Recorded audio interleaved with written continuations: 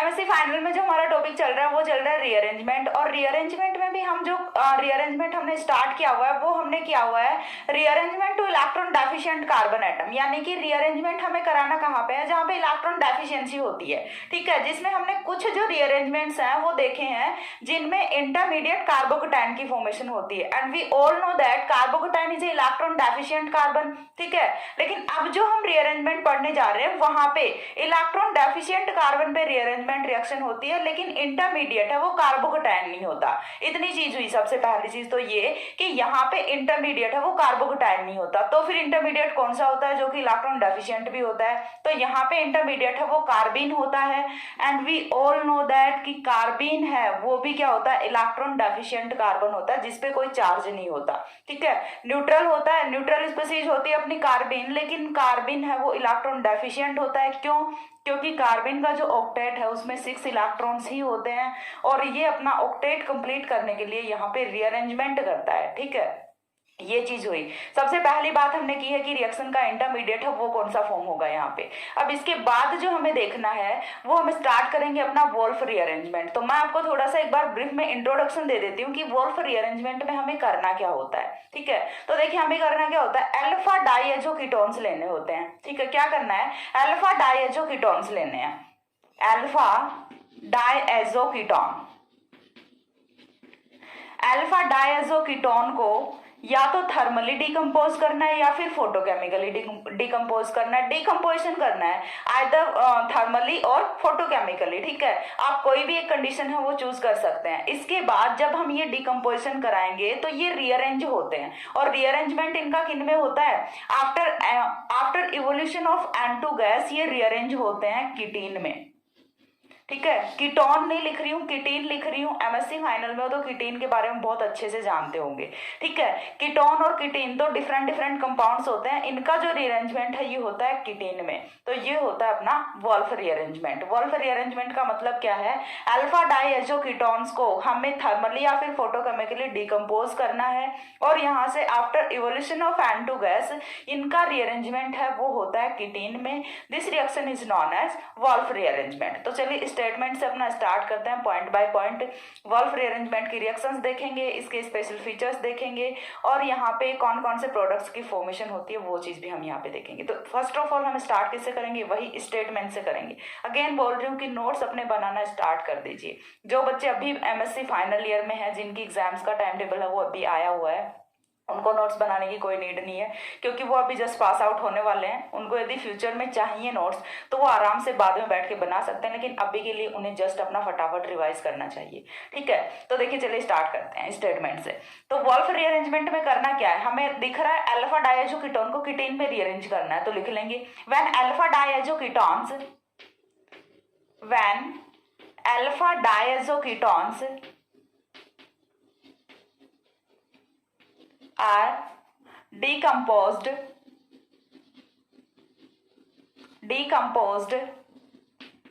either thermally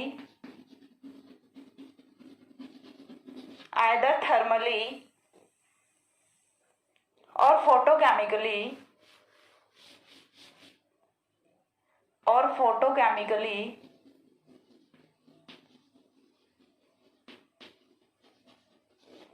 then these are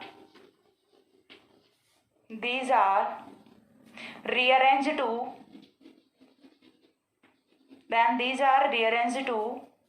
ketenes, and this rearrangement is known as Wolff rearrangement.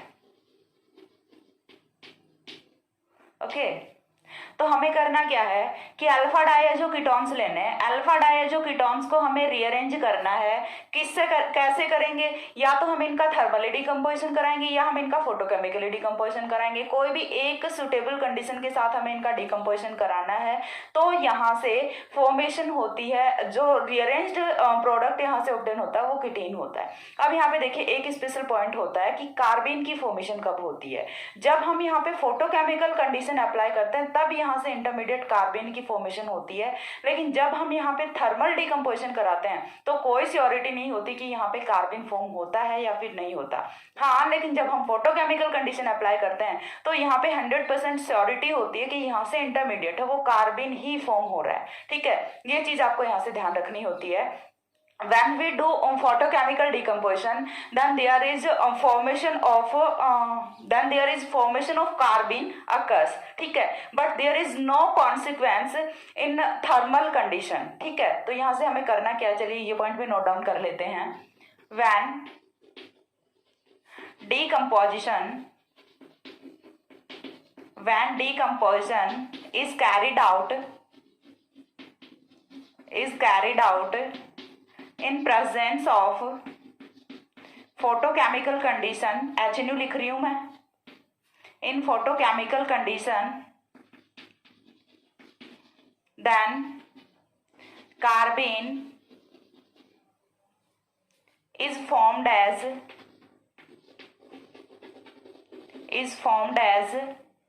intermediate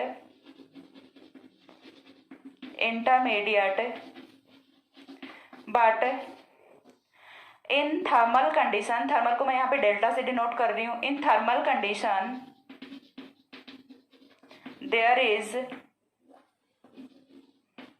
is no consequence, then there is no consequence like that formation of carbon. ठीक है, यानी कि जब हम यहाँ पे photochemical condition apply कर रहे हैं तब हमारे पास हमें 100% श्योरिटी होती है कि यहाँ से जो इंटरमीडिएट फॉर्म हो रहा है वो कार्बन फॉर्म हो रहा है। बट जब हम यहाँ पे ले रहे होते हैं थर्मल कंडीशन तो हमारे पास कोई ऐसा कॉन्सिक्वेंस नहीं होता कि हमें पता चले कि यहाँ से कार्बन की फॉर्मेशन हो रही है या फिर नहीं हो रही।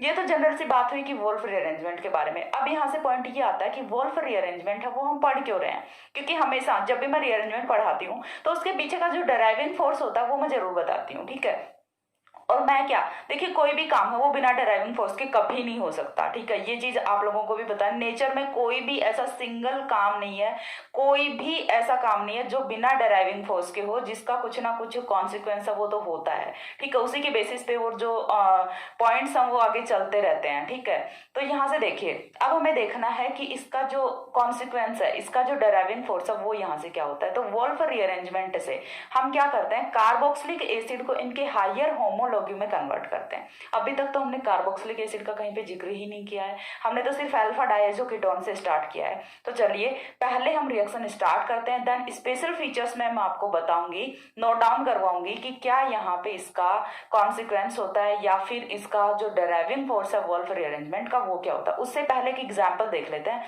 ताकि आपको थोड़ा सा क्लियर हो कि यहाँ से यहाँ किस तरह से कीटीन की फॉर्मेशन है वो हो रही है।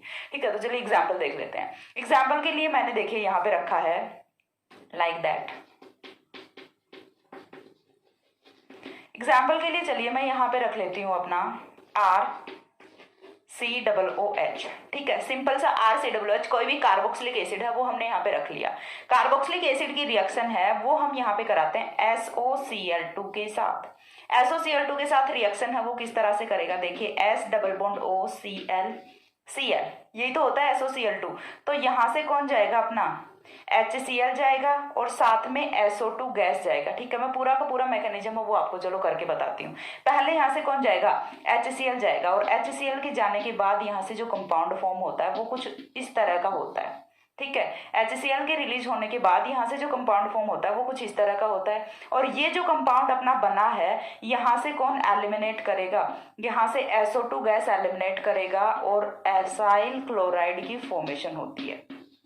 ठीक है, माइनस कौन हुआ, SO2 गैस हुआ, और यहाँ से फॉर्मेशन किसकी हुई, हमने कार्बोक्सिलिक एसिड को कन्वर्ट किस में किया है, एसाइल क्लोराइड में किया। डार्जन रिएक्शन सभी लोगों ने की होती है, 12th क्लास में भी की होती है, BSc सेकंड ईयर में भी की होती है, बहुत इजी सी रिएक्शन है। ठीक है, काफी टाइम हम ये रिएक्शन है वो कर चुके होते हैं। अब इसके बाद हमें क्या करना है, देखिए हमने एसाइल क्लोराइड में इसे कन्वर्ट कर लिया। अब इस पे हम रिएक्शन कराते हैं डायजोमीथेन की। ठीक है, इस पे हम रिएक्शन है वो किसकी कराएंगे, CH2N2 की रिएक्शन कराएंगे। अब ये CH2N2 यहाँ पे रिएक्ट किस तरह से करेगा वो चीज हम देखते हैं। तो ये CH2N2 होता किस तरह से है, सबसे पहले तो वो चीज देख लो। ये CH2N2 है, ये कुछ इस तरह से प्रेजेंट होता है। कार्बन पे तो होता है नेगेटिव चार्ज और नाइट्रोजन पे होता है पॉजिटिव चार्ज। अब ये यहाँ पे अटैक किस तरह से करेगा, तो देखिए भी यहाँ से हमें पता होता है कि ये वाला जो कार्बन है, ये वाला जो कार्बन है, ये कौन सा होता है, इलेक्ट्रॉन डेफिशिएंट कार्बन होता है। तो यहाँ से क्लोराइड है वो अपने बॉन्ड के इलेक्ट्रॉन्स को लेके निकल जाता है, और जैसे ही क्लोराइड अपने बॉन्ड के इलेक्ट्रॉन्स को लेके यहाँ से निकलेगा तो यहाँ पे ये वाला CH2 है ये अटैक कर देगा। चीज समझ आ रही है, यहाँ से ये वाला CH2 है ये क्या करेगा, यहाँ पे अटैक कर देगा। अब CH2 के अटैक करने के बाद यहाँ से जो कंपाउंड फॉर्म होता है वो कुछ इस तरह से होता है, CH2 N triple bond N, sorry RC double bond O, CH2 N triple bond N।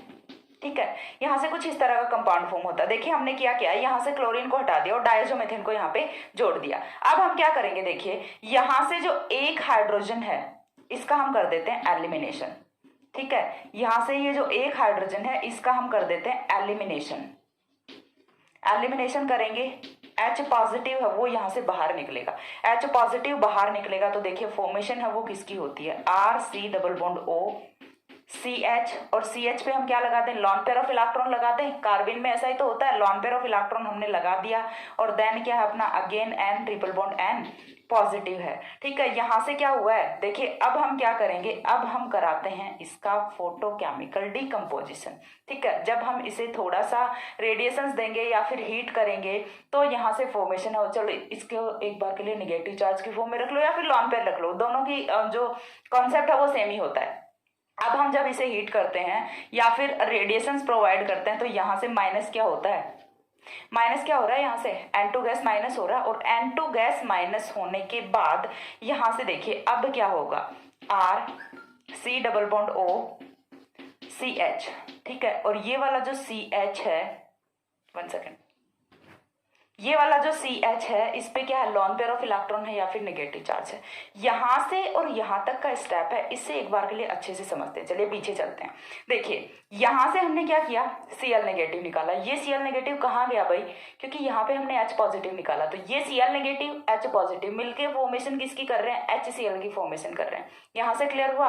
अब HCl की फॉर्मेशन होने के बाद यहाँ से देखिए अभी CH2 था तो इस पे कोई चार्ज वार्ज नहीं था, लेकिन जैसे ही यहाँ पे एक बॉन्ड है वो हमने ब्रेक कर दिया तो यहाँ पे चार्ज कौन सा आ गया, नेगेटिव चार्ज आ गया। ठीक है, यहाँ पे नेगेटिव चार्ज आ गया। जब यहाँ से ये वाले बॉन्ड के इलेक्ट्रॉन्स गए तो अब यहाँ पे क्या बचता है, पॉजिटिव चार्ज तो हम नहीं लगा सकते, तो हम यहाँ पे लॉन पेयर ऑफ इलेक्ट्रॉन है वो रखे हुए हैं। किस तरह से रखे हुए हैं, देखिए यहाँ से मैं आपको समझाती हूँ। अभी के लिए यदि इस कार्बन की बात करें, इस वाले कार्बन की बात करें तो इसका ऑक्टेट है वो कंप्लीट है। किस तरह से कंप्लीट है, देखिए यहाँ से एक बॉन्ड इसने किसके साथ बनाया, हाइड्रोजन के साथ, एक बॉन्ड में 2 इलेक्ट्रॉन्स। यहाँ से एक बॉन्ड इसने किसके साथ बनाया, कार्बन के साथ, यहाँ पे भी 2 इलेक्ट्रॉन्स।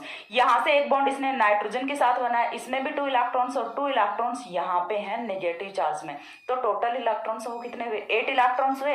लेकिन जब हम आते हैं यहाँ पे तो यहाँ पे देखिए इसने कितने बॉन्ड्स बनाए हुए हैं, इसने नाइट्रोजन वाला बॉन्ड है उसे हटा दिया ना, नाइट्रोजन वाला बॉन्ड हटा दिया, तो यानी कि अभी के लिए इसके पास इलेक्ट्रॉन्स वो कितने बचते हैं, 6 इलेक्ट्रॉन्स बचते हैं। कार्बन अपना इंटरमीडिएट फॉर्म होता है जिसमें कि नंबर ऑफ इलेक्ट्रॉन्स है वो 6 इलेक्ट्रॉन्स होता है, और 6 इलेक्ट्रॉन्स होने की वजह से ये कौन सा होता है, इलेक्ट्रॉन डेफिशिएंट कार्बन होता है। और अब इस पे होती है रीअरेंजमेंट रिएक्शन। ठीक है, इलेक्ट्रॉन डेफिशिएंट कार्बन है अपना, तो अब ये क्या करेगा, रीअरेंजमेंट रिएक्शन से करेगा, और वो किस तरह से करेगा वो चीज हमें देखनी है।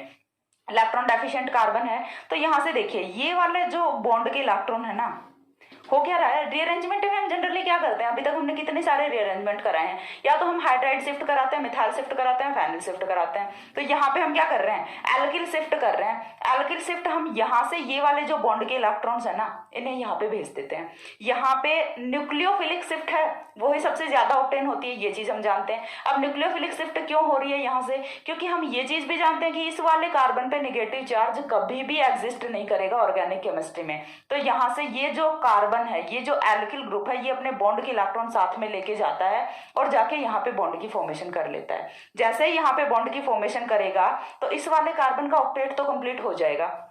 लेकिन अब ये वाला जो कार्बन है ये तो इलेक्ट्रॉन डेफिशिएंट बन गया ना, तो अब ये वाला जो कार्बन है ये क्या करेगा, देखिए ये यहाँ से इन वाले लॉन पेयर के इलेक्ट्रॉन्स को शिफ्ट कर देगा इधर पे, तो जिससे सभी का ऑक्टेट है वो कंप्लीट हो जाता है। ठीक है, देखिए मैं कंपाउंड को ड्रॉ करती हूँ। यहाँ से आर है, ठीक है, आर आर वो किसके साथ जुड़ेगा, सी एच के साथ जुड़ेगा।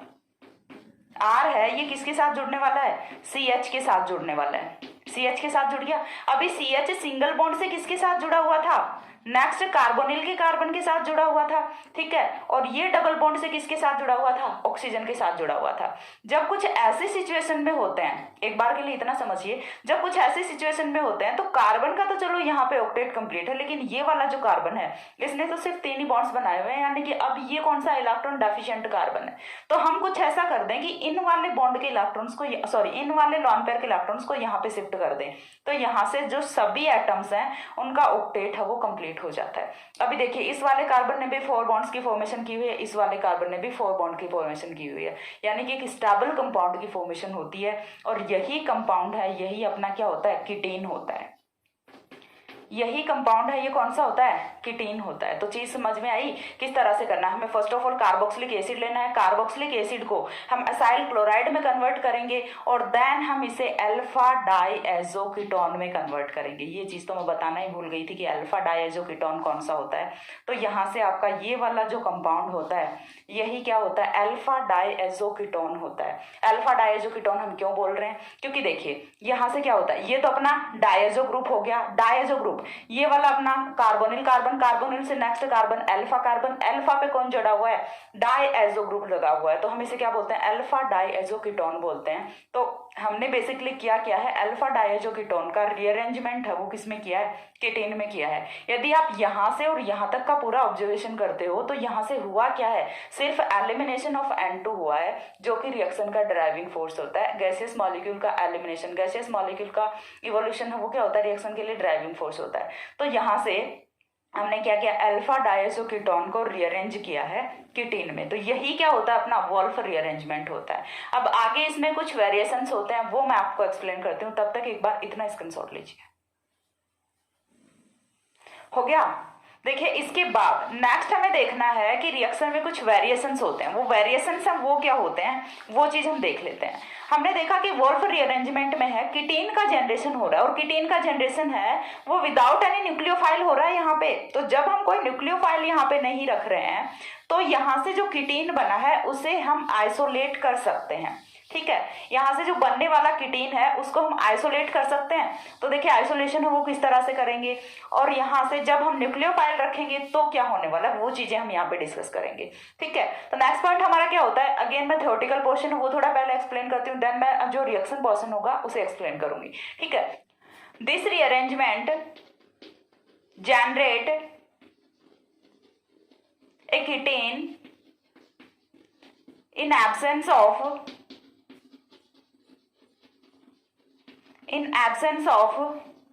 any nucleophile, so ketene, so we can isolate this ketene। हमने क्या लिखा कि ये जो रीअरेंजमेंट है ये कीटीन का जनरेशन करता है, और जनरेशन भी कौन सी कंडीशन में करता है, विदाउट एनी न्यूक्लियोफाइल करता है। ठीक है, कोई भी न्यूक्लियोफाइल है वो रिएक्शन में प्रेजेंट नहीं होता, तब जो बनने वाला कीटीन है उसको हम रिएक्शन से आइसोलेट कर सकते हैं। ठीक है, वहां से हम उस कीटीन को अलग कर सकते हैं। लेकिन जब हम यहाँ पे कोई न्यूक्लियोफाइल डाल दें तो यहाँ से प्रोडक्ट है वो क्या ऑब्टेन होगा, वो चीज हमें देखनी है। ठीक है, नेक्स्ट पॉइंट अपना क्या आता है, when generation of ketene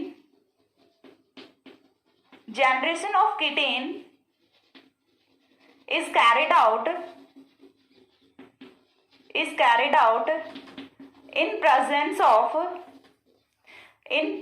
of nucleophile like H2O, NH3 and ROH, then carboxylic acid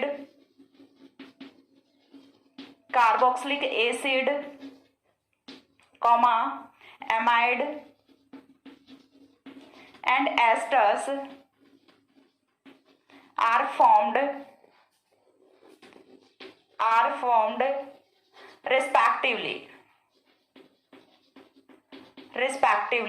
ठीक है, कीटेन की फॉर्मेशन कब होगी? जब हम यहाँ पे कोई न्यूक्लियोफाइल है उसका यूज नहीं कर रहे हैं। लेकिन जब हम न्यूक्लियोफाइल रख रहे हैं, और न्यूक्लियोफाइल हम कौन से रख रहे हैं, जैसे हमने रखा है यहाँ पे H2O रखा है, अमोनिया रखा है, या फिर अल्कोहल रखा है, तो जब हम इस टाइप के कुछ न्यूक्लियोफाइल्स हैं वो यूज करते हैं, तो यहाँ से जब हम कीटेन के साथ न्यूक्लियोफाइल रखेंगे H2O, तो फॉर्मेशन किसकी होती है? कार्बोक्सिलिक एसिड की फॉर्मेशन होती है। जब हम यहाँ पे NH3 रखेंगे तो यहाँ से एमाइड की फॉर्मेशन होती है, और जब हम यहाँ पे अल्कोहल रखेंगे तो यहाँ से फॉर्मेशन होती है एस्टर की। तो यहाँ से कुछ डिफरेंट कंपाउंड्स की फॉर्मेशन होती है। ठीक है, लेकिन जब हम कोई न्यूक्लियोफाइल यूज नहीं करते तो यहाँ से जो रिएक्शन का फाइनल प्रोडक्ट है वो कौन सा होता है? कीटीन ही होता है, और इस कीटीन को हम आइसोलेट भी कर सकते हैं। लेकिन जब हमने न्यूक्लियोफाइल यूज कर लिया तब कीटीन का आइसोलेशन हम नहीं कर सकते। ये जो कीटीन है ये फर्दर कन्वर्ट हो जाता है एसिड, एमाइड एंड एस्ट्रस में। ठीक है, तो ये वाली रिएक्शन है, ये हम देख लेते हैं। तो हमें लेना क्या, बेसिकली हम अपना क्या रखेंगे? कीटीन ही रखेंगे।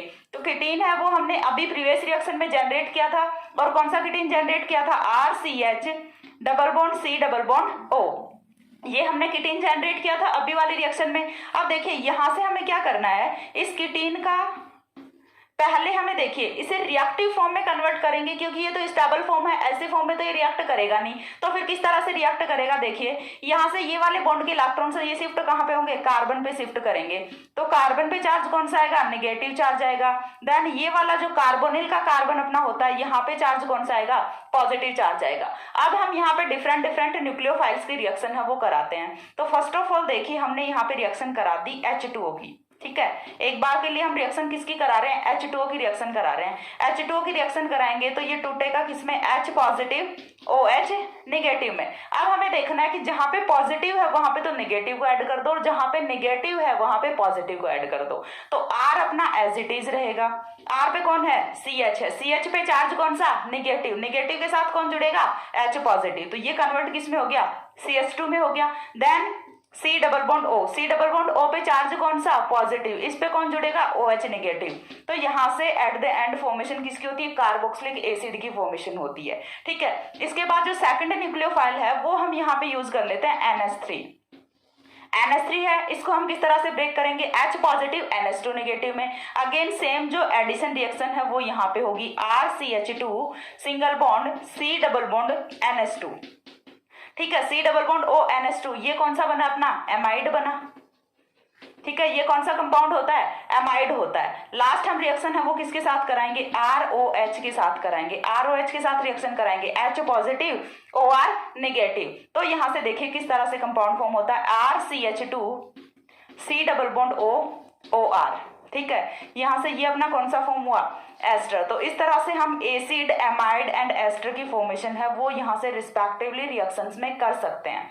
अब यहाँ से जो रिएक्शन का सबसे मेजर यूज होता है वो किस में होता है? वो होता है यहाँ से एसिड का हायर होमोलॉगी ऑब्टेन करने में। इस रिएक्शन से आपको नहीं समझ आ रहा कि यहाँ पे किस तरह से हायर होमोलॉगी ऑब्टेन हुआ है, बट जो नेक्स्ट रिएक्शन हम करेंगे वहां से क्लियरली समझ आएगा कि किस तरह से हमने हायर होमोलॉगी है वो ऑब्टेन किया है। ठीक है, तो इतना स्क्रीनशॉट लीजिए। देन नेक्स्ट रिएक्शन के स्पेशल फीचर्स है वो मैं एक्सप्लेन करती हूँ। उससे पहले एक बात और हमने देखिए न्यूक्लियोफाइल यूज किया। न्यूक्लियोफाइल यूज करके हमने यहाँ से डिफरेंट प्रोडक्ट्स की फॉर्मेशन की, और ये जो स्पेसिफिक रिएक्शन होती है जिसमें हम न्यूक्लियोफाइल यूज करते हैं इसे हम बोलते हैं आर्ट स्टर्ड सिंथेसिस। ठीक है, ये जो पूरी की पूरी प्रोसेस है जिसमें हमने ये तीनों न्यूक्लियोफाइल्स यूज किए हैं इसे हम क्या बोलते हैं? आर्ट स्टर्ड सिंथेसिस बोलते हैं। Art stirred synthesis,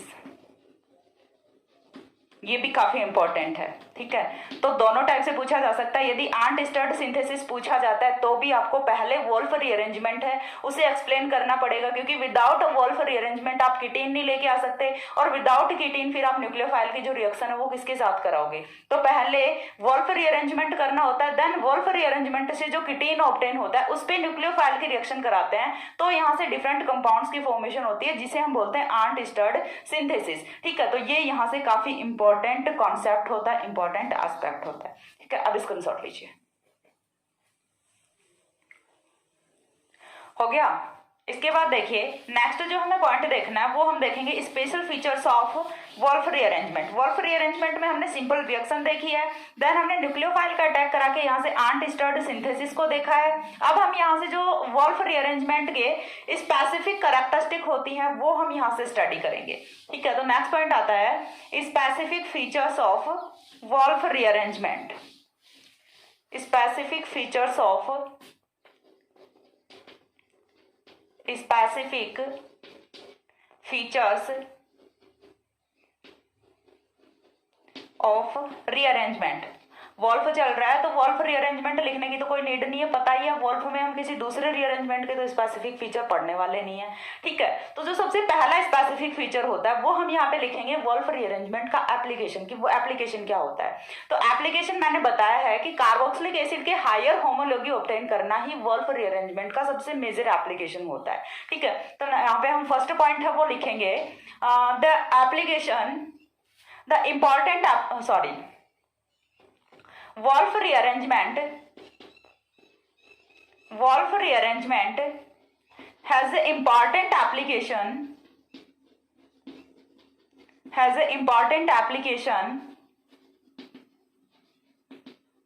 to convert a carboxylic acid into their higher homologues।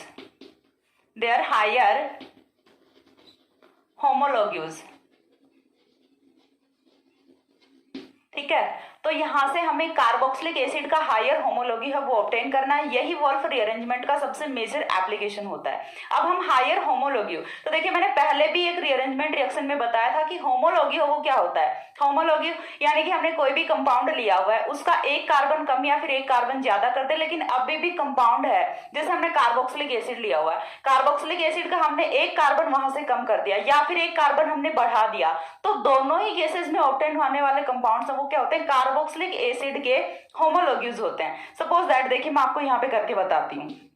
एक हमने यहाँ पे कंपाउंड लिया हुआ है CH3COOH, ठीक है, CH3CH2COOH, ये हमने कोई कंपाउंड लिया हुआ है। एक बार के लिए हमने क्या किया, यहां से एक कार्बन कम कर दें। एक कार्बन कम करने के बाद हमें जो एसिड ऑब्टेन हुआ वो कुछ इस तरह से ऑब्टेन हुआ। सेकंड टाइम हमने यहाँ पे एक कार्बन इंक्रीज कर दिया, CH2CH2COOH। तो यहां से ये वाला A है और ये वाला B है। ठीक है, A यहाँ पे क्या होता है, लोअर होमोलॉग्यू, और ये वाला कौन सा होता है, हायर होमोलॉग्यू। तो यहाँ से कॉन्सेप्ट है वो क्या होता है, वो चीज आई थिंक आपको समझ आ गई होगी कि जो बेसिक कंपाउंड है, बेसिक स्केलेटन है वो तो अभी भी यही रहेगा, कार्बोक्सिलिक एसिड ही यही है और कार्बोक्सिलिक एसिड ही ये दोनों है। लेकिन हमने यहाँ पे एक कार्बन नंबर डिक्रीज कर दिया तो ये लोअर होमोलॉगी हो गया, हमने यहाँ पे एक कार्बन नंबर इंक्रीज कर दिया तो ये यहाँ से हायर होमोलॉगी हो गया। तो वॉल्फ रीअरेंजमेंट में हम जितने कार्बन का कार्बोक्सिलिक एसिड लेंगे उससे ऑलवेज एक कार्बन है वो इंक्रीज करता है। और वो इंक्रीज क्यों करता है, वो रीजन आपको सभी को पता है, क्योंकि हम इसकी रिएक्शन है वो किसके साथ कराते हैं, डायज़ोमीथेन के साथ कराते हैं, और वही जो मीथेन वाला कार्बन है वही हर एक वॉल्फ रीअरेंजमेंट में एक्स्ट्रा कार्बन को ऐड करता है, जिसकी वजह से हायर होमोलॉगी वो हमें ऑब्टेन होता है। चीज क्लियर हो रही है, एग्जाम्पल से देखते हैं, आपको बहुत अच्छे से समझ आएगा। तो चलिए स्टार्ट करते हैं। स्टार्ट करेंगे, देखिए रिएक्शन का एग्जाम्पल लेके हम यहां से समझते हैं। हमने कोई एग्जाम्पल रखा CMe80TH, ठीक है, CH2COOH, ये हमने यहाँ पे कोई एग्जाम्पल रखा है। अभी के लिए देखिए यहाँ पे जो स्ट्रेट चेन है उसमें एक बार के लिए हम कार्बन नंबर्स हम वो काउंट कर लेते हैं। हम सिर्फ इतने कार्बन नंबर्स देख लेते हैं, बाकी के पीछे के जो ग्रुप्स हैं वो तो वैसे के वैसे ही रहने हैं, 1 2 3। तो यहाँ से हमने 3 कार्बन वाला कार्बोक्सिलिक एसिड है वो लेके चल रहे हैं, और जब लास्ट में प्रोडक्ट पे जाएंगे तो आप देख लेना कि वहां पे जो कार्बोक्सिलिक एसिड हमें ऑब्टेन होगा उसमें नंबर ऑफ कार्बन है वो 4 होगा, यानी कि वो क्या होने वाला है, higher homology of carboxylic acid होने वाला है। तो फर्स्ट ऑफ ऑल हम रिएक्शन है वो किसके साथ कराएंगे, SOCl2 के साथ रिएक्शन कराएंगे। SOCl2 के साथ रिएक्शन करानी है तो यहां से आपको बिल्कुल ये चीज नहीं देखनी। अब बार बार HCl SO2 है वो मैं माइनस नहीं करूंगी, डायरेक्ट यहां से क्या करूंगी, -HCl -SO2 गैस, और यहां से फॉर्मेशन है वो किसकी होगी, MEC ATPH CH2 C double bond O Cl। ठीक है, फर्स्ट स्टेप में यहां से हमने क्या किया, एसाइल क्लोराइड की फॉर्मेशन की। देन सेकंड स्टेप अपना क्या होता है, अटैक ऑफ डायजोमीथेन। ठीक है, सेकंड हमें क्या लेना होता है, ये हमारी फर्स्ट रिएक्शन कंडीशन थी। सेकंड रिएक्शन कंडीशन डायजोमीथेन लेना है, CH2N2, CH2 negative N2 positive. इसका अटैक है वो हम कहाँ पे कराते हैं, यहाँ पे कराते हैं। ठीक है, और यहाँ से Cl है, इसे माइनस कर देते हैं। ठीक है, तो यहाँ से अगेन माइनस कौन होना है, HCl होना है, यहाँ से हाइड्रोजन, यहाँ से क्लोरीन। फुल जो मैकेनिज्म है वो मैंने प्रीवियस एग्जाम्पल में, जो सबसे स्टार्टिंग वाला एग्जाम्पल था, वहां पे एक्सप्लेन की है बिल्कुल अच्छे से। यहाँ पे देखिए, तो यहाँ से जो कंपाउंड है वो कुछ इस तरह से फॉर्म होता है, MeCETPHCH2। अभी देखिए, यहाँ तक का तो वैसे का वैसा है, CH2 है, लेकिन इस CH2 के बाद यहाँ से C डबल बॉन्ड O लग गया। C डबल बॉन्ड O तक कोई प्रॉब्लम नहीं है। देन हमने यहाँ पे क्या जोड़ा है, CH नेगेटिव जोड़ा है। CH नेगेटिव जुड़ा हुआ है अपना, क्यों जुड़ा हुआ है, क्योंकि देख CH negative N2, CH negative N2 positive जुड़ा हुआ है। लास्ट कंपाउंड यहाँ से कुछ इस तरह का फॉर्म होता है। अब हम क्या करेंगे, थर्ड रिएक्शन कंडीशन है वो यहाँ पे आती है फोटोकेमिकल कंडीशन, यानी कि फोटोलिसिस आता है। फोटोलिसिस होगा तो माइनस क्या होगा, N2 होगा, और जैसे ही माइनस N2 होता है, जब हम यहाँ पे फोटोलिसिस करा रहे हैं तो यहाँ से हम डायरेक्टली माइनस N2 कर देते हैं और कार्बन की फॉर्मेशन कर लेते हैं। एक एग्जाम्पल मैं आपको वो भी कराऊंगी जिसमें हम फोटोलिसिस नहीं थर्मोलिसिस कराएंगे। तो थर्मोलिसिस कराएंगे तो यहाँ से किस तरह से रिएक्शंस होती हैं वो चीज भी मैं आपको यहाँ पे बताने वाली हूँ। ठीक है, तो यहाँ से देखिए, अभी के लिए हमने फोटोलिसिस कराया है तो कार्बन की यहाँ पे फॉर्मेशन होगी। कार्बन हमारा कुछ इस तरह से होगा, MECETPHCH2। देन कौन है, C डबल बॉन्ड O है और CH है जिसपे हमने रखा हुआ है लॉन पेयर ऑफ इलेक्ट्रॉन। तो यहाँ से इंटरमीडिएट की फॉर्मेशन होती है। ये रिएक्शन का इंटरमीडिएट होता है जो कि ऑब्टेन होता है after photolysis and evolution of N2 gas. अब हमें यहाँ से क्या करना है, अब हमें शिफ्टिंग करानी है, माइग्रेशन कराना है। तो माइग्रेशन इस पूरे ग्रुप का होने वाला है। चीज समझ आ रही है, देखिए फिर से बता रही हूँ, ये CH है, ये इधर नहीं आता, ये पूरा का पूरा ग्रुप है, ये उठ के CH पे जाता है। चीज समझ आ रही है, ये पूरा का पूरा ग्रुप है अपने बॉन्ड के इलेक्ट्रॉन्स को लेके और CH पे चला जाएगा। ठीक है, तो यहाँ से देखिए नेक्स्ट स्टेप में कुछ इस तरह का कंपाउंड है वो हमें फॉर्म होता है। सिर्फ समझने के लिए हम इस तरह से लिख रहे होते हैं, बाकी माइग्रेशन इस पूरे ग्रुप का होता है, यानी कि ये पीछे की तरफ जाएगा। ठीक है, तो देखिए नेक्स्ट स्टेप में यहाँ से कौन फॉर्म होता है, MECETPHCH2। अभी देखिए यहाँ पे कौन आया, CH आया एंड डबल बॉन्ड O। ये हमारा कौन फॉर्म हुआ, कीटीन फॉर्म हुआ अगेन, और कीटीन फॉर्म हो गया। अब हम क्या कराएंगे, तीन कंडीशंस हैं वो हम अप्लाई कर चुके हैं। फोर्थ कंडीशन यहाँ पे आती है अब हाइड्रोलिसिस की। जब हम हाइड्रोलिसिस कराएंगे तो यहाँ से देखिए, ये वाले बॉन्ड के इलेक्ट्रॉन्स आए इधर, यहाँ पे चार्ज कौन सा आएगा, नेगेटिव, यहाँ पे चार्ज कौन सा आएगा, पॉजिटिव। नेगेटिव पे H positive, positive pay OH negative. चलिए ऐड कर देते हैं, तो यहाँ से बनेगा क्या, MECETPH।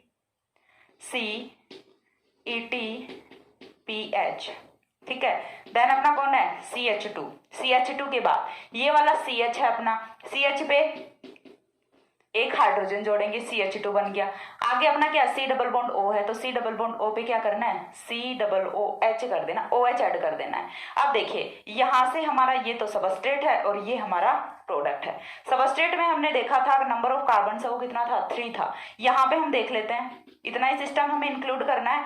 1 2 3 4 कार्बन है वो कितने हुए, 4, यानी कि हमने एक कार्बन एक्स्ट्रा है वो अचीव कर लिया। और यही तो वोल्फ रीअरेंजमेंट की अचीवमेंट होती है, यही तो वोल्फ रीअरेंजमेंट का एप्लीकेशन होता है कि हमने जो कार्बोक्सिलिक एसिड लिया था उसका higher homology, 1 carbon higher homology है वो हम ऑब्टेन कर लेते हैं। तो आई थिंक अब आपको बहुत अच्छे से कॉन्सेप्ट है वो क्लियर हुआ होगा। स्क्रीनशॉट लीजिए फटाफट, देन हम नेक्स्ट जो स्पेसिफिक फीचर है वो एक्सप्लेन करते हैं।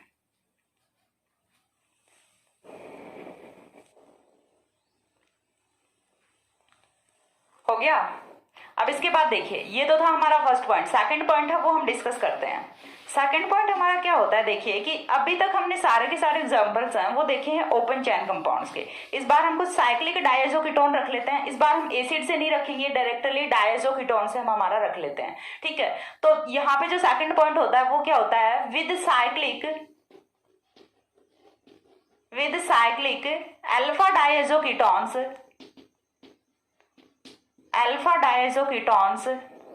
the rearrangement leads to ring contraction,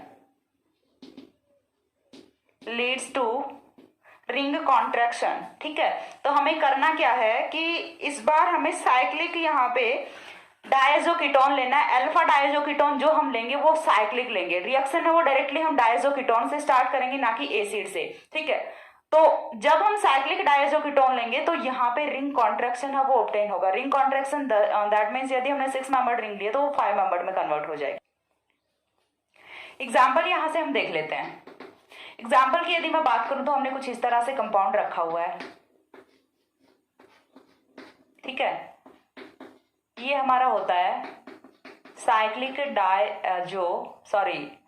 alpha डायजोकीटोन, ठीक है। फर्स्ट ऑफ ऑल हम क्या कराएंगे, यहाँ से एलिमिनेशन कराएंगे, और एलिमिनेशन में हमें क्या करना होता है, -H पॉजिटिव करना होता है। एलिमिनेशन में -H पॉजिटिव कराने के बाद यहाँ से जो कंपाउंड फॉर्म होता है वो कुछ इस तरह का होता है। यहाँ से double bond O and triple bond N positive, और जब हमने एलिमिनेशन करा दिया -H पॉजिटिव कर दिया तो यहाँ पे चार्ज कौन सा होता है, नेगेटिव चार्ज होता है। अब हम यहाँ से क्या करेंगे, थर्मल कंडीशन है वो अप्लाई करेंगे। अभी तक हमने फोटोकेमिकल कंडीशन के बहुत सारे एग्जांपल्स देखे हैं, लेकिन इस बार हम कौन सा एग्जांपल देखेंगे, थर्मल कंडीशन का देखेंगे। थर्मल कंडीशन जब भी हम यूज करते हैं तो यहाँ पे साथ में हमें सिल्वर ऑक्साइड Ag2O है वो यूज करना होता है। फोटोकेमिकल कंडीशन में हमें यहाँ पे साथ में कुछ भी यूज नहीं करना होता, लेकिन थर्मल में हमें साथ में यहाँ पे Ag2O है वो यूज करना होता है। अब थर्मल कंडीशन हमने लगा दी। थर्मल कंडीशन लगाने के बाद देखिए यहाँ से माइनस क्या होना है, N2 गैस होना, और जैसे ही -N2 गैस होगा तो यहाँ से हमारा जो इंटरमीडिएट है वो फॉर्म होता है। लेकिन अगेन बता रही हूँ कि हमने थर्मल कंडीशन यूज की है तो यहाँ पे कुछ श्योरिटी नहीं होती कि यहाँ पे जो कार्बिन है वो फॉर्म हुआ ही है या फिर नहीं हुआ, लेकिन यहाँ से कुछ ऐसा कंपाउंड है वो फॉर्म हो जाता है। अब नेक्स्ट स्टेप में हमें क्या करना होता है, नेक्स्ट स्टेप में वही रीअरेंजमेंट करेंगे इस बार, ठीक है। रीअरेंजमेंट है वो इसी स्टेप पे आके स्टार्ट होता है। रीअरेंजमेंट करेंगे तो किस तरह से करेंगे, देखिए यहाँ से ये वाले बॉन्ड के इलेक्ट्रॉन्स हैं ये शिफ्ट कहाँ पे कर जाएं, यहाँ पे कर जाएंगे। ये वाले बॉन्ड के इलेक्ट्रॉन्स हैं ये शिफ्ट कहाँ पे कर जाएंगे, इस वाले कार्बन पे शिफ्ट कर जाएंगे, इस वाले कार्बन पे शिफ्ट कर जाएंगे। जैसे इस वाले कार्बन पे बॉन्ड के इलेक्ट्रॉन से शिफ्ट करेंगे तो देखिए यहाँ से जो कंपाउंड फॉर्म हो रहा है वो कुछ इस तरह का होगा। ये वाली रिंग एज इट इज रहेगी, ठीक है। देन यहाँ से ये वाली जो रिंग है ये कन्वर्ट किस में हो जाती है, 5 मेंबर्ड रिंग में कन्वर्ट हो जाती है। 5 मेंबर्ड रिंग में जैसे ही कन्वर्ट होगी तो देखिए हमने किया क्या है, पहले बीच में CH2 को इंसर्ट करा दिया, CH को पहले बीच में CH को इंसर्ट करा दिया, then C double bond O है। कुछ इस तरह से हमारा यहाँ पे कीटीन की फॉर्मेशन हो जाती है। एक्सोसाइक्लिक कीटीन की फॉर्मेशन होती है, एक्सोसाइक्लिक कीटीन की फॉर्मेशन होती है वाया रिंग कॉन्ट्रैक्शन, ठीक है। रिंग कॉन्ट्रैक्शन से यहाँ पे एक्सोसाइक्लिक कीटीन की फॉर्मेशन होती है। अब इस एक्सोसाइक्लिक कीटीन पे हम क्या कर देते हैं, ROH न्यूक्लियोफाइल का अटैक करा दें, आंट स्टार्ट सिंथेसिस है वो भी साथ में कर लेते हैं। यहाँ तक की रिएक्शन है वो कौन सी होती है, वॉल्फ रीअरेंजमेंट होती है। अब इसके आगे यदि हम कोई न्यूक्लियोफाइल यहाँ पे डाल रहे हैं तो वो क्या होता है, आंट स्टार्ट सिंथेसिस होता है। जब हमने यहाँ पे ROH डाला है तो यहाँ से फॉर्मेशन है वो किसकी होती है, देखिए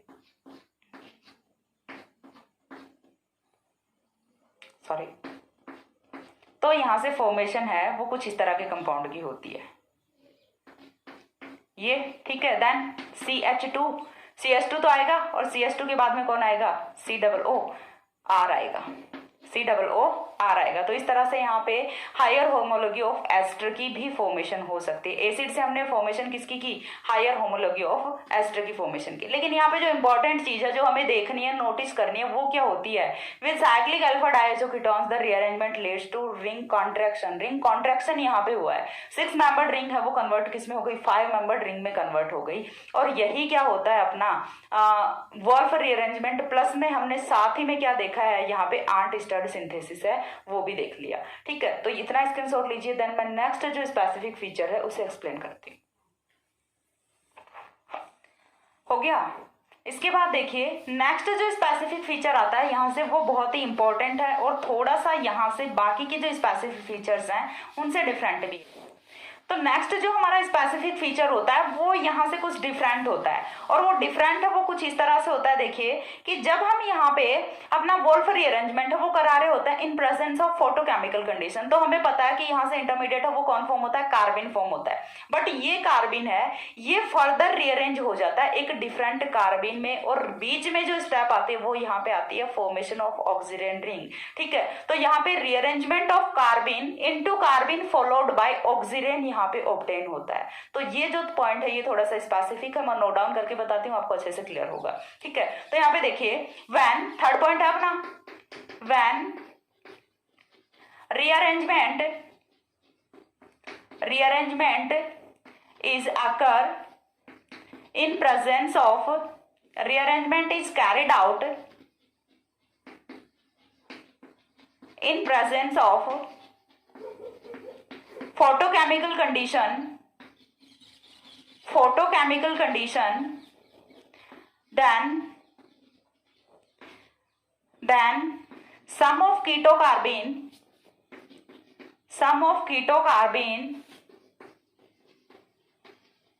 originally formed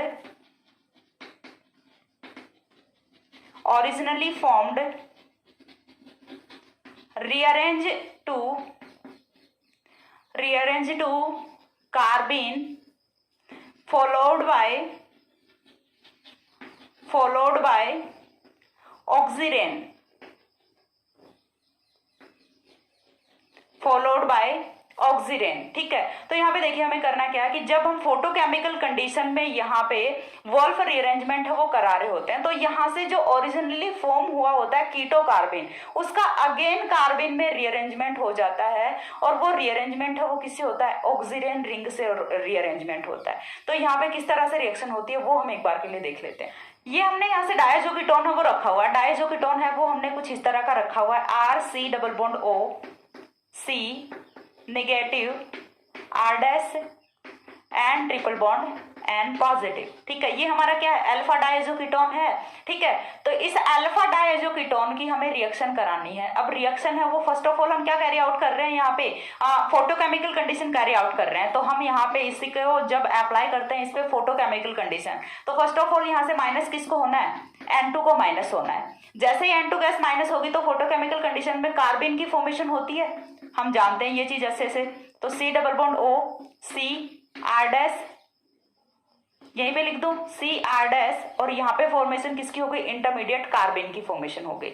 लेकिन यहाँ से जो इंटरमीडिएट कार्बिन फॉर्म हुआ है उसमें थोड़ा सा यहाँ पे ऑक्सीजन रिंग की फॉर्मेशन हो सकती है, कुछ चेंज है वो आ सकता है। और वो किस तरह से होता है, देखिए कि यहाँ से ये वाले जो बॉन्ड के इलेक्ट्रॉन्स हैं, ये वाले जो बॉन्ड के इलेक्ट्रॉन्स हैं ये कहाँ पे चले जाएं, इस वाले कार्बन पे चले जाएं। क्यों चले जाएं, क्योंकि इलेक्ट्रॉन डेफिशिएंट कार्बन है भाई, जा सकते हैं।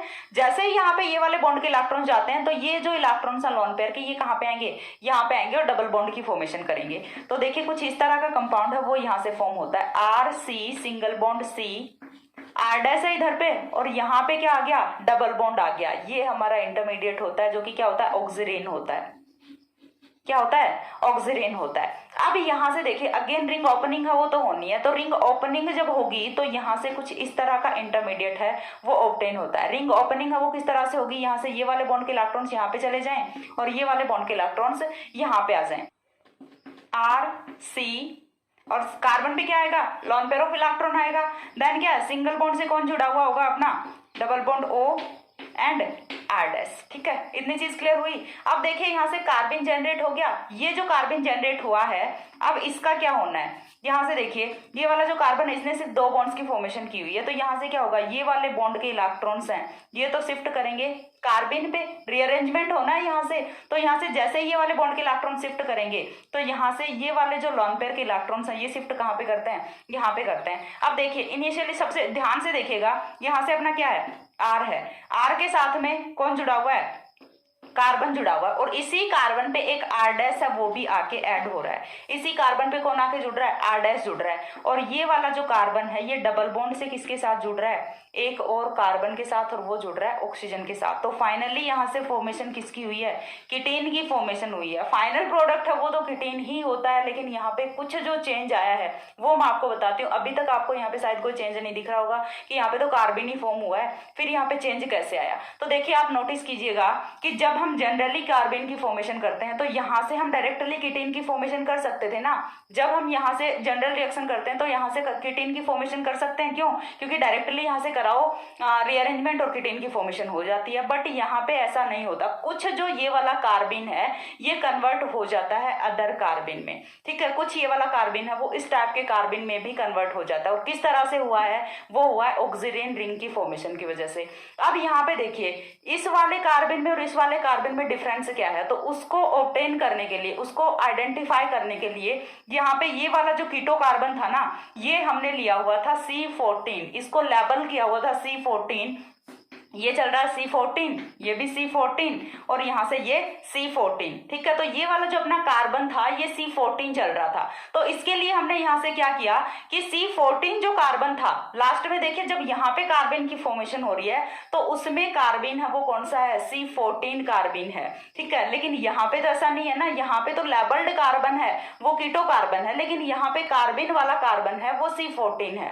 तो यहाँ पे कुछ इतना सा यहाँ पे चेंज होता है जिसकी वजह से हमें पता चलता है कि कुछ कार्बन है वो C14 भी ऑब्टेन हुआ है जो कि अपना कीटो वाला कार्बन होता है। तो ऐसा कुछ रिएक्शन में ऑब्टेन होता है, ठीक है। ये भी रिएक्शन का एक स्पेसिफिक फीचर होता है। तो ये था अपना स्पेसिफिक फीचर, थर्ड फीचर। इसके बाद एक एग्जांपल है वो मैं आपको और बता देती हूँ लास्ट, उसके बाद अपनी रिएक्शन है वो कंप्लीट है, ठीक है। तो स्क्रीनशॉट लीजिए फटाफट, देन हम लास्ट एग्जांपल है वो करते हैं। हो गया। इसके बाद देखिए लास्ट है वो हम एक एग्जांपल यहाँ पे देख लेते हैं। बहुत ज्यादा बड़ा हो गया वॉल्फ रीअरेंजमेंट, लेकिन कुछ एक्स्ट्रा नहीं करा रही हूँ, जितना है उतना ही कराया जा रहा है आपको। कहीं ये नहीं है कि इतनी लंबी वीडियो देख के और भाग गए छोड़ के, लेकिन मैं भी वीडियो के लास्ट में बोल रही हूँ ये चीज, कहाँ पहले बोलती तो शायद कुछ हो भी पाता। फर्स्ट रिएक्शन कंडीशन हमें क्या अप्लाई करनी होती है, SOCl2 के साथ रिएक्शन। SOCl2 के साथ रिएक्शन करने के बाद सेकंड कंडीशन वो हमें क्या अप्लाई करनी होती है, डायजोमेथेन के साथ रिएक्शन। थर्ड कंडीशन है वो हमें क्या अप्लाई करनी होती है यहाँ से, फोटोकेमिकल या फिर thermal condition in presence of silver oxide. और फोर्थ कंडीशन जब हमें ऑब्टेन करना है, यहाँ पे हम पर्टिकुलर जो एप्लीकेशन है वो देख रहे हैं कार्बोक्सिलिक एसिड का, हम यहाँ से हायर होमोलॉगी है वो ऑब्टेन करेंगे।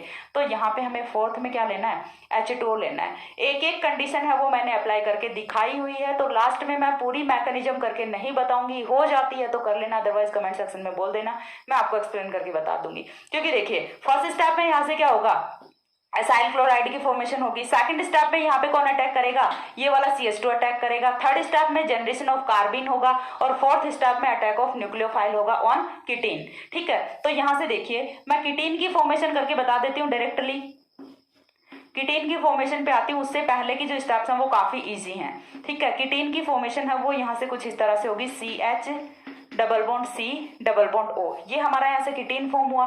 और इस कीटीन पे जब हम कराएंगे हाइड्रोलिसिस तो यहाँ से कुछ इस तरह का कंपाउंड है वो फॉर्म हो जाएगा, NO2 CH2 C double OH, यानी कि हायर होमोलॉगी ऑफ एसिड है वो हमने यहाँ से ऑब्टेन कर लिया। इसी के साथ वॉल्फ रीअरेंजमेंट और आंट स्टर्ड सिंथेसिस है वो कंप्लीट होता है। काफी इंपॉर्टेंट रिएक्शन है, सो अच्छे से कीजिएगा। यदि एक बार में समझ नहीं आता है तो दोबारा देखिए वीडियो को, और फिर भी यदि कोई क्वेरी रह जाती है तो कमेंट सेक्शन में बोलिए, मैं अगेन एक्सप्लेन कर दूंगी, ठीक है। सो नेक्स्ट हम देखते हैं कोई दूसरा रीअरेंजमेंट, तब तक के लिए सी या, have a good day, thanks for watching.